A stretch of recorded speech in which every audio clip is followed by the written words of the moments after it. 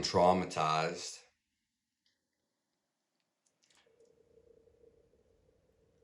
Or at least I used to be.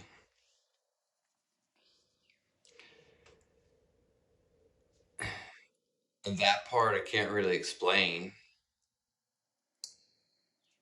I just overcome it or overcame it. And even before, it was only at certain aspects of my life.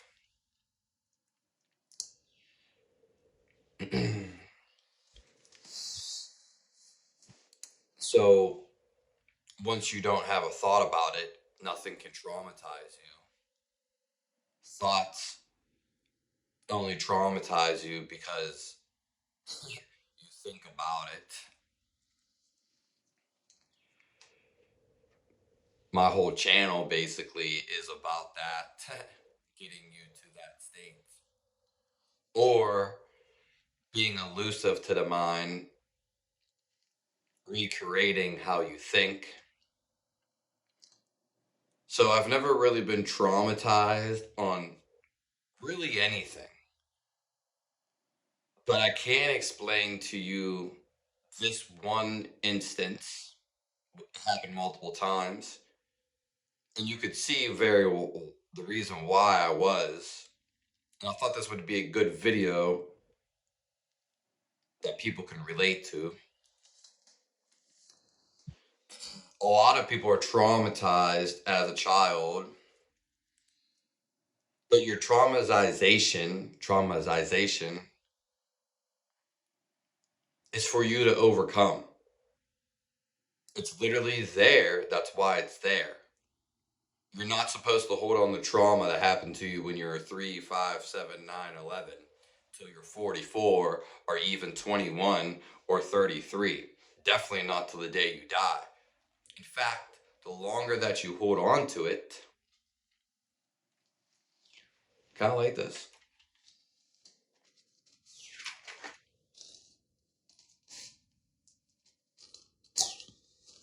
Little Jimmy right here. The longer that you hold on to it, it's there. It's not until A, you forget about it, which will arise again eventually, stored in the deep unconsciously. B, you overcome it. And that's really all there is. You can overcome it mentally.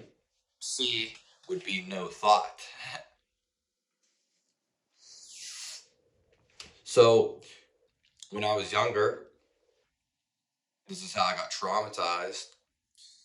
There's separate accounts, and it's always there. And you probably gonna agree with me as we go into this.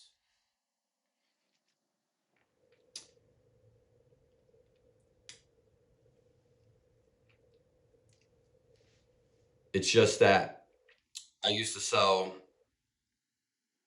a little bit of marijuana.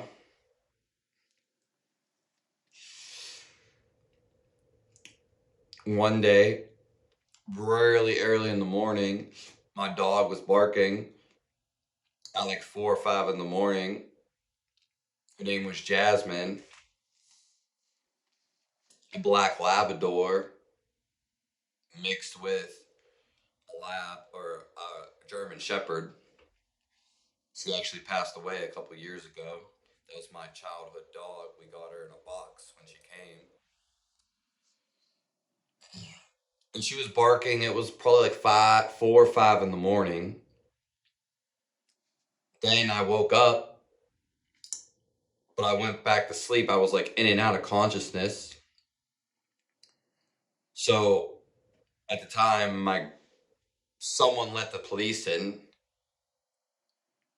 and they rushed upstairs and like just bombarded my room basically.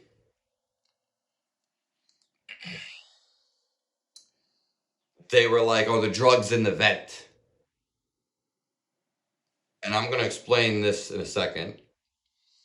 And like they my vent this vent went straight from the kitchen. You can look down to it and see the kitchen from the room above. I actually didn't usually sleep in this room, but I was at this time. I just fell asleep in this room. And they didn't search for any drugs. In fact, I found out like a month later I had some like real I had weed in there. They didn't search anywhere. I was there. They didn't search anything. They just wanted me to put shoes on basically. And that was a mistake because I didn't put socks on. And my feet smelled and I ended up throwing my shoes away. So I was downtown. And so that's a shock. That was a real shock to me. It was the way they treated me. I went outside. There was 1,000 cops outside. Like I mean, they're surrounding my house as if I'm like some top criminal serial killer. This is only weed. And I'm not even like some big kingpin. If I was, I would tell you. Yeah. So I went downtown in the paddy wagon, but we went around and we collected a whole bunch of people. If you don't know, I'm going to explain it. When elections come up, the presidential elections, they round people up. They don't go after big people. They get the smallest, littlest people. And I can tell you that by fact. First of all, they do it every year. This story has another deeper story that's super shady, but I'm not going to get into it. It's super shady. Yeah. As if they were targeting me, but there's really nothing to target. So, anyways, it's all a joke at the end of the day. When I went down in the paddy wagon, which isn't just a police car, and when I went outside, there were police all around the block. I mean, people were wondering what was going on, and yada, yada, yada. The paddy wagon is another name for like a SWAT type of vehicle that they stuff people in. And so we rounded up in all neighborhoods around my city, wherever I was at, all around the city, going to like places where like, just like, there were random places that I've never even, I don't want to say thought about, but like there were, all of them were almost back roads. It seemed seamlessly there were back roads and rundown houses. And we were getting all these people. Okay. This story is very interesting. So I'm down. I'm in the jail downtown. In there. And everyone's in these loading cells. There's small loading cells, and then there's like a big loading cell in case there's a big thing. They took all of us individually out of all the small ones, threw us all in the big one. Then the cameras came in for the news that work with the newspapers, because it was in the newspapers, and it was also on the news. It's about the elections. We rounded up all these people. We're saving you. Da da da da da. You can't even. Anyways, they're the one making the drugs. They're always making the drugs. That's their whole war on drugs. And it's always been a war on drugs. They've always seduced people, and that's how they take over. Drugs, there's a whole chemistry, there's a whole alchemy behind drugs you don't even know. Mostly the more psychedelic ones, more that make you just, all drugs to some extent take you out of, if you were going to war, if you were in the wild by yourself, you wouldn't be taking drugs, because unless you knew their properties and what they were going to do, like a shaman, because you're out in the wild, you need to be alert. An animal or somebody, a tribe, or if you can go to war, you don't know where you're at. You're not going to be dazed and confused. When you're dazed and confused, that's when killers come and kill you. It's what they used to do in history. They found that out. They've always used drugs against us. This is a common theme. So what I'm saying is, I went down there.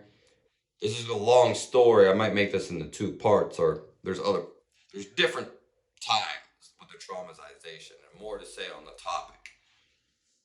They all moved us to one huge holding cell. I mean, it was huge in there. The cameras came in for the news. Didn't even look our way. I mean, I could see them out the big window, and so could everybody else. They went to all the cells and showed them they were empty, as if they didn't get anybody. And in here, someone was like, throwing up rapidly. There were people like not ODing, but going through withdrawals like really fast. We were all there. So that's traumatizing. And what you got to understand was, when they were processing us, like, they took us to a local sheriff's office, to like a local municipality, process us there, which was, but this was a grand point I want to point out. They processed us there, and then they took us downtown. What you need to understand is, they were laughing and giggling about it the whole time, as if it was a joke to them. But they had to be serious because it was their job. They didn't search anybody's place. They didn't search my place when they were up in there. They were laughing and giggling. And most importantly, obviously disrespecting us. No, there's nothing to say. They don't let you speak, as they always do. So, why I'm saying this is, the way I was treated, and so everybody else, it was like they didn't really care. It was a joke to them. It was literally a joke to them. So, what you also got to understand is, I talk to all the people down there, because I talk to everybody all the time. So, what was going on? Everybody was down there for something super petty. Super petty. I mean, these weren't drug lords. None of these people had, they were all talking about, yeah, some of them did have dope. What? Some of them sold one bag of dope. Like, I don't even know about all of it. But I'm saying, all these people were the pettiest charges. Some of them, when you find out why the reason you're down there, I was down there for a cut of marijuana. 3.5 grams of marijuana. Okay? You can see all the stuff that they set me up with. For 3.5 grams of marijuana, you're gonna fucking do all this fanatic, this parade down the street, all these shenanigans, yada yada yada.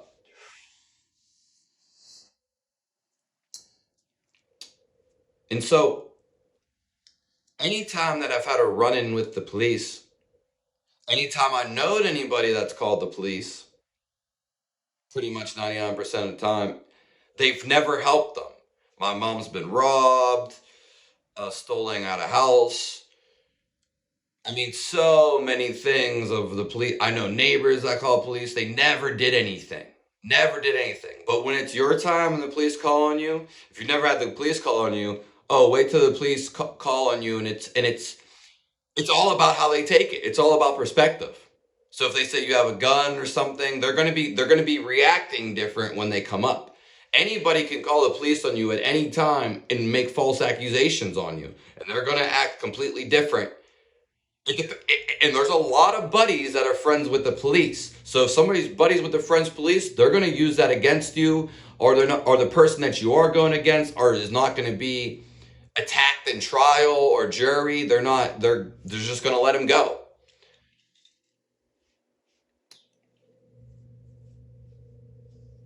There's a lot of stuff about this, but anyways, there's a whole spiel with the police. They, and if a woman's calling the police, they're going to be more vibe to that. Okay, that's just how it is. So women get more of her say, so to speak. It's not always that way. And so the police, whether I've never really been pulled over, but I've talked with the police, like, you know what I mean? I've had to talk to them before. They never let you talk, don't care what you have to say. And what I was getting at is rich people or people that's never goody two shoes or people that's just never been caught, never really had a run in with the police. So they don't know what it's like to be accused of stuff. Because you will get accused or someone will get accused of stuff. And it just matters their perspective. You could have been completely free. They get people all the time. All the time. And these police like to play buddy buddy with a lot of people. That's why people try to get on their good side.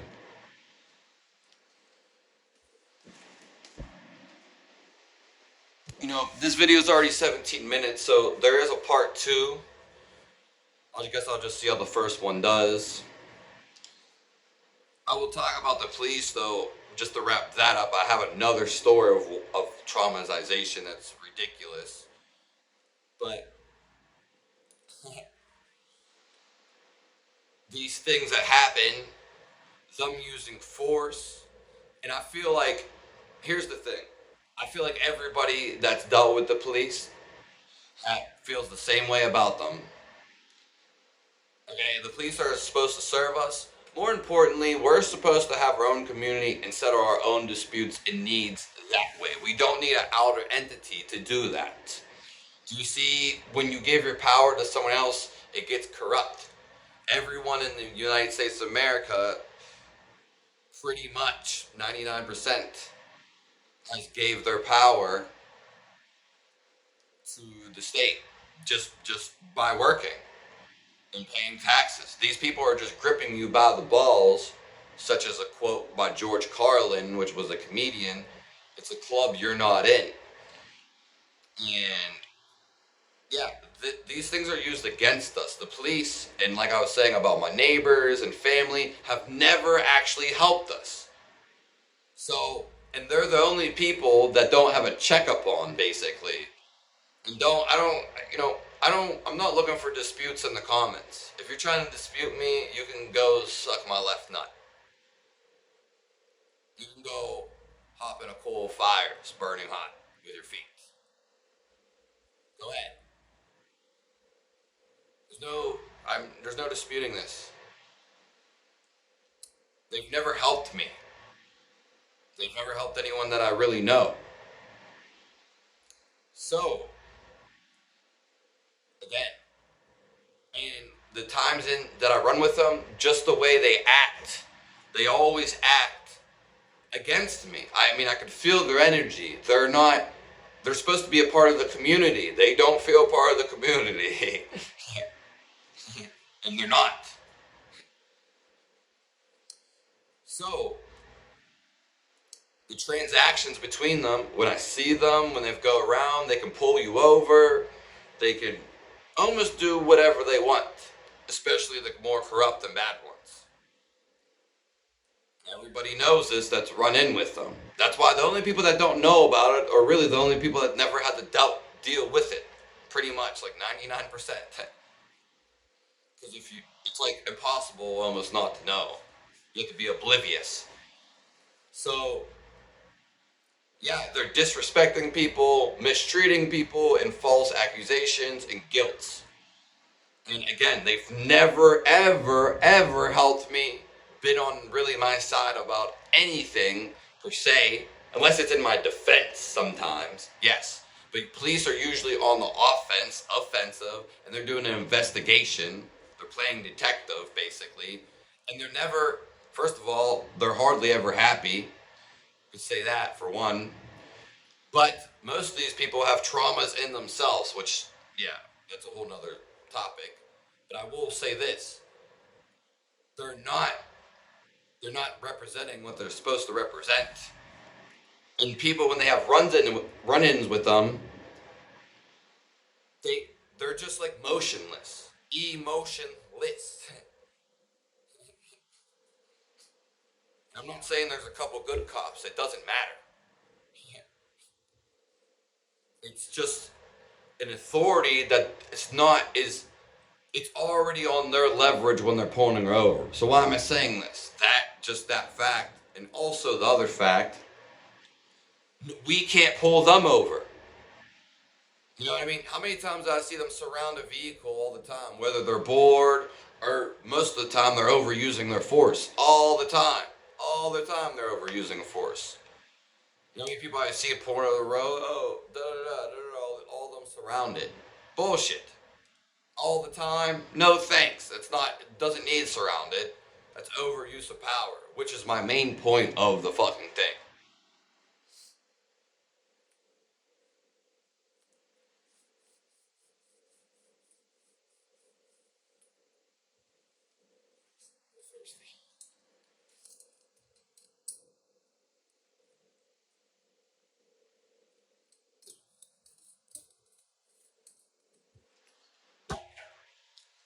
It's never a good time. They don't put me in a good mood.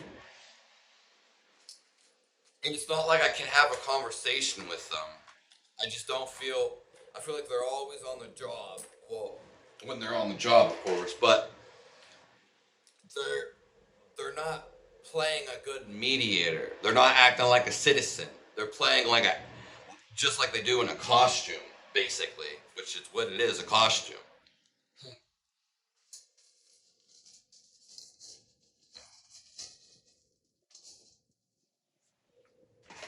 That's it.